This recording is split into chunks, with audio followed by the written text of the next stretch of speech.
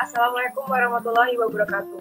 Jadi pada kesempatan kali ini aku akan membawakan salah satu program kerja dari bidang ekonomi kreatif BEM FSM 2020, yaitu Ngosjur, Ngobrol sama Juara.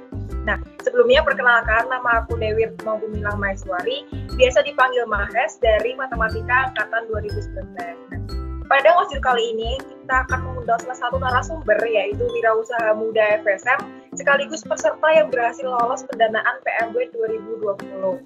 Kira-kira siapa ya teman-teman? Aku kasih dulunya ya. Kakak cantik ini dari Statistika Angkatan 2017. Dilihat dari tahun angkatannya nih udah perjuangan banget dan lumayan sibuk juga nih kakak ini. Merangkap sebagai mahasiswa sekaligus berwirausaha juga loh. Dan alhamdulillah tahun ini dia dan timnya bisa lolos pendanaan PMW 2020. Nah, kakak ini salah satu tim dari Risploris. Sudah mulai ketebak nih siapa. Oke, lanjut aja, kita langsung panggilin pembicara kita, yaitu Mbak Ayu Irunisa. Ayo, halo.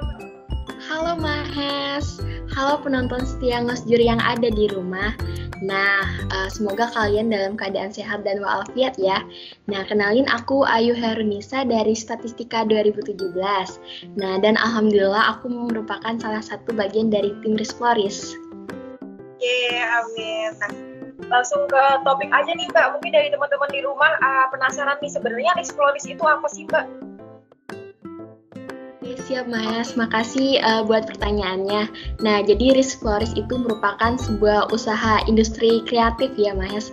Nah, ini bergerak dalam penjualan buket bunga dan handicraft atau kreativitas tangan. Nah, dan ini sudah dimulai sejak tahun 2017 yang lalu ya Mas. Nah, Risploris ini menyediakan produk ikatan bunga yang bervariasi, unik, dan berkualitas tentunya Mas. Nah, kalau untuk pengiriman nih Mas, kalian tenang aja, Risploris sekarang sudah bisa menyediakan pengiriman ke luar kota juga loh Mas. Wah, ini bisa banget nih teman-teman yang cari buket bunga ataupun handicraft, bisa langsung ke Risploris aja nih Mbak, ya kan? Bisa langsung dikirim ke luar kota juga kan. Nah, iya, oke, lanjut. Rencana kedepannya buat Risploris gimana sih Mbak? Kalau untuk kedepannya ini Risploris itu sedang merencanakan untuk berkomitmen ya. Nah, dalam memberikan pelayanan yang terbaik tentunya. Nah, pelayanan yang terbaik itu tuh pelayanan yang menyebar ke seluruh Indonesia. Nah, dengan cara apa? Dengan cara menjalin mitra bersama penjual rangkaian bunga yang masih berskala kecil tentunya Mahes. Nah, bisnis bersama kita ini ya akan dimuat dalam satu website tentunya. Nah, untuk apa sih Risploris melakukan ini? Tentunya untuk supaya Risploris ini eksistensinya semakin besar dan meluas ke seluruh Indonesia. Nah, dan nggak hanya itu aja sih Mahes, tujuan utama dari Risploris itu untuk merangkul penjual rangkaian bunga yang masih berskala kecil tadi. Nah, dan nggak lupa juga sih Mahes, Risploris ini bertujuan untuk meningkatkan kesejahteraan petani-petani bunga lokal supaya omset mereka itu meningkat tentunya gitu Mahes. Oh, wah hebat banget nih Risploris. Oke, dengar-dengar Risploris ini ada salah satu usaha yang mendapatkan pendanaan usaha di Undip ya Mbak. Kalau boleh dijelaskan nih, pendanaan apa sih itu? Wah, boleh banget. Alhamdulillah ya Mas, di tahun ini Risploris itu mendapatkan salah satu pendanaan, yaitu pendanaan program mahasiswa wirausaha.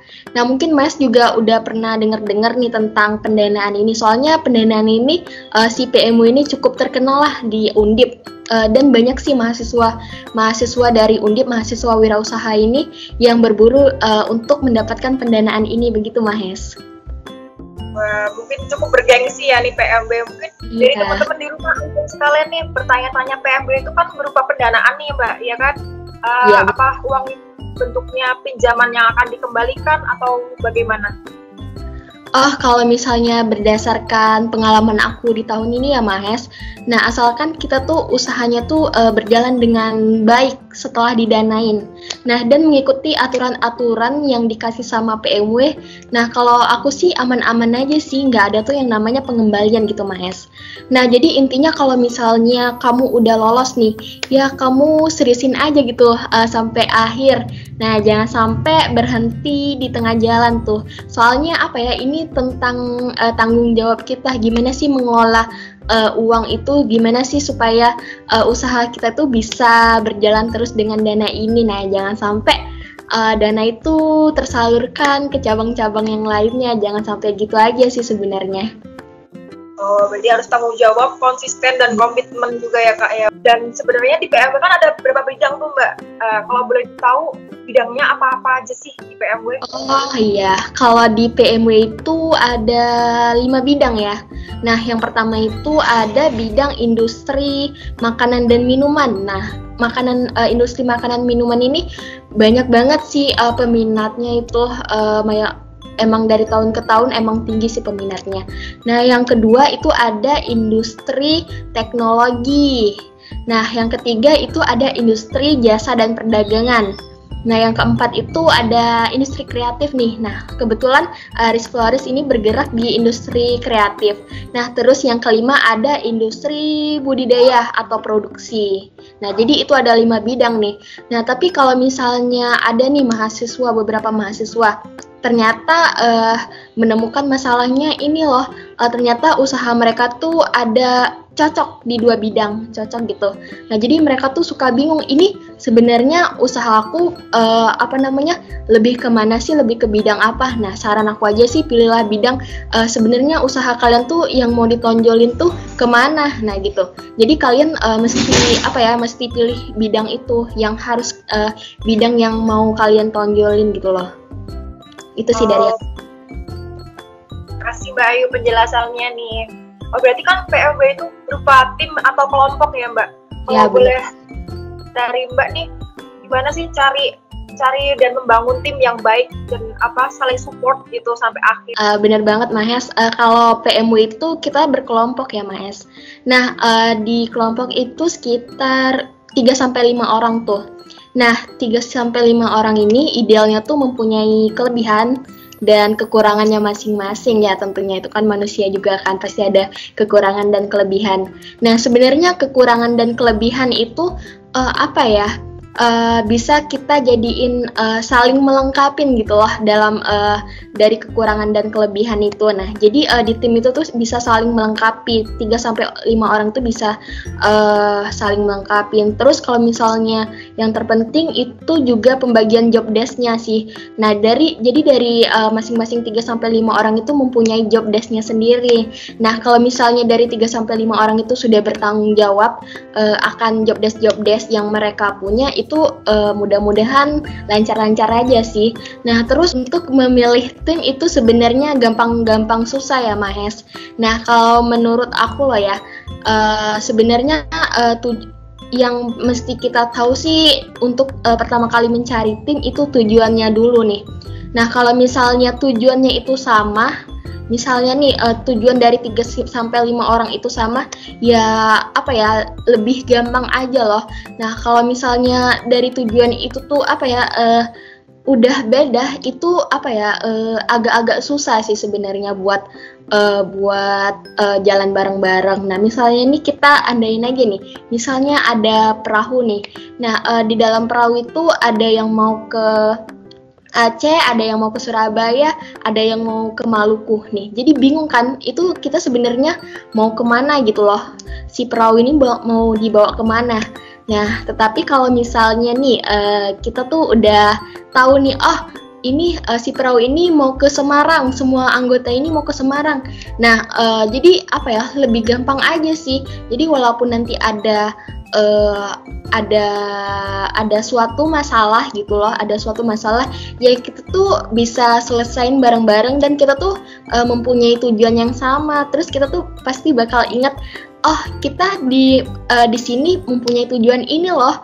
Walaupun masalah segede apapun ya bisa kita selesain, bisa kita lewatin karena kita tuh mempunyai tujuan yang sama gitu. Itu sih dari aku Mahes.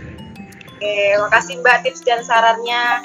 Oke, menurut pengalaman Mbak Ayu nih selama mengikuti PMW, seleksi PMW itu apa sih yang menyebabkan suatu tim yang mengajukan proposal pendanaan PMW itu tidak lolos? Dulu tuh aku pernah sharing tuh sama Kating, terus dia tuh ngajarin gini sih, beberapa orang tuh yang ikut PMB tuh ada beberapa mereka tuh ngajuin proposalnya tuh. Nah, yang pertama itu dananya tuh nggak realistis gitu loh. Nah, kita misalin aja nih buat keripik. Nah, tapi dana yang diajuin tuh 100 juta. Nah, 100 juta tuh gede banget kan ya.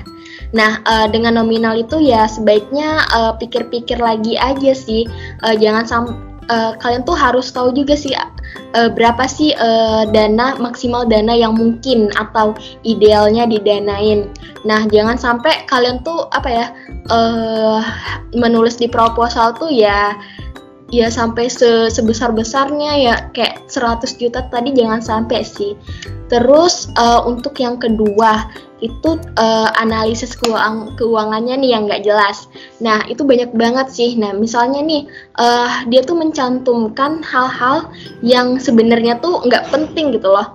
Nah, jadi setiap apa yang ada di proposal itu kita tuh harus tahu loh alasannya. Kenapa sih aku harus membeli ini? Kenapa barang-barang ini harus aku cantumin di proposal ini loh.